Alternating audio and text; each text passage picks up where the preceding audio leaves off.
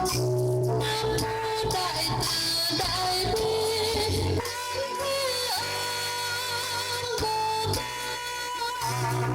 Trước khi quỳ tiếng lạy đi người thiết tha con thân nguyện cầu. Quê hương là dòng sông mát trong trăng vàng soi sáng. Nam mô đại từ đại bi quán thế âm Bồ Tát. Nam mô đại từ đại bi quán thế âm Bồ Tát.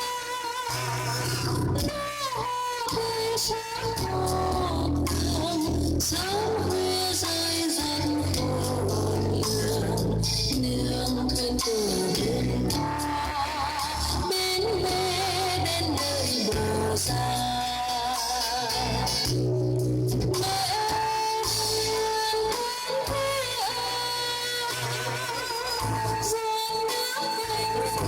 Xa xinh lần mẹ hiền quán thế âm.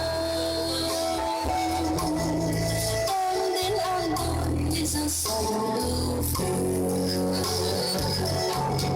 Mẹ hiền quán thế âm. Ngàn mắt ngàn tay vô lượng vô biên. Mẹ hiền quán thế âm. Chiếu sáng yêu thương khắp nơi bình yên. Nam mô đại từ đại bi quán thế âm Bồ Tát. Nam mô đại từ đại bi quán thế âm Bồ Tát.